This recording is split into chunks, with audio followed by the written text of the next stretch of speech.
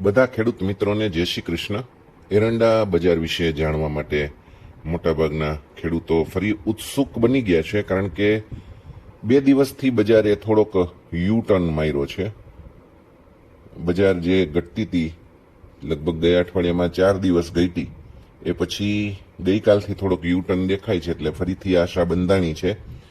પણ મિત્રો, હું એવું માનું છું કે જે ગયા અઠવાડિયામાં ઘટ્યું હતું એ કરેક્શન હતું, કારણ કે બજાર હજી લાંબા ગાળા માટે મંદીમાં સરી જાય અથવા તો સુધારો ન થાય એવા ઝોનમાં હજી પહોંચી નથી। વિસ્તારથી વાત કરું એ પહેલા ગુજરાતની અંદર આજે 35-40 હજાર ગુણીની આવક છે।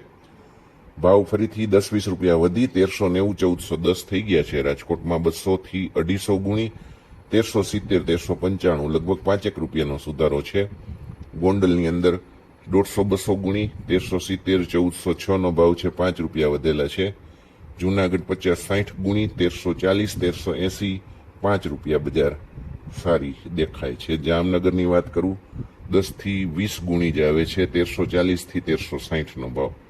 મિત્રો, વાયદો 7043 ના મથાડે અત્યારે જે બને છે વિડીયો ત્યારે સ્થિર છે। ભાવમાં તાજેતરમાં જે ઘટાડો થયો તો એ પછી મજબૂત રિકવરી થોડીક ગઈકાલથી જોવા મળી, આજે બજાર ટકેલી દેખાય છે, પણ 7060 અને 7180 ની વચ્ચે જ પ્રતિકારક લેવલ છે। આની ઉપર બજાર જાય ત્યાં સુધી તેજીની આશા ચોક્કસપણે રહેશે।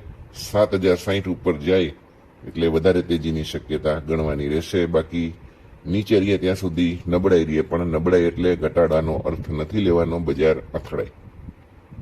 છેલ્લા કેટલાક સત્રોની નબળાઈ થઈ પછી સ્પષ્ટતા વધી ગઈ છે, કારણ કે ખરીદનારાઓનો વિશ્વાસ પાછો ફર્યો છે।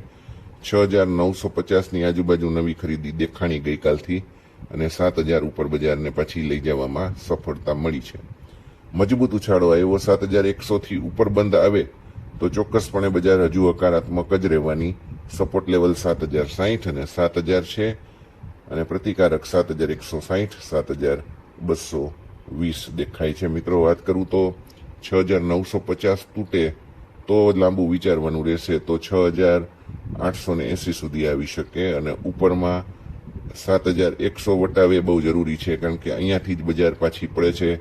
લગભગ 10 દિવસથી આવું ચાલતું હતું, એટલે 7100 ની ઉપર 2-3 દિવસ ટકી રહીએ તો લાંબા ગાળાની તેજીનો પાયો નખાશે। ઘણા બધા ખેડૂત મિત્રો પૂછી રહ્યા છે કે ભાવ 1500 રૂપિયા મંડીમાં થશે કે નહીં થાય, તો હું માનું છું કે એના માટે લાંબો ગાળો થાય, વાવેતર જોવા પડે। નિકાસના કામકાજો તો ચોક્કસપણે સારા છે જ, વાવેતર ઓછા થાય અથવા તો નિકાસ ખૂબ સારી રહે તો ચોક્કસપણે 1500 નો ભાવ છપાશે, કારણ કે ચાલુ સિઝનમાં 1460 સુધીનો ભાવ તો છપાઈ ગયો છે।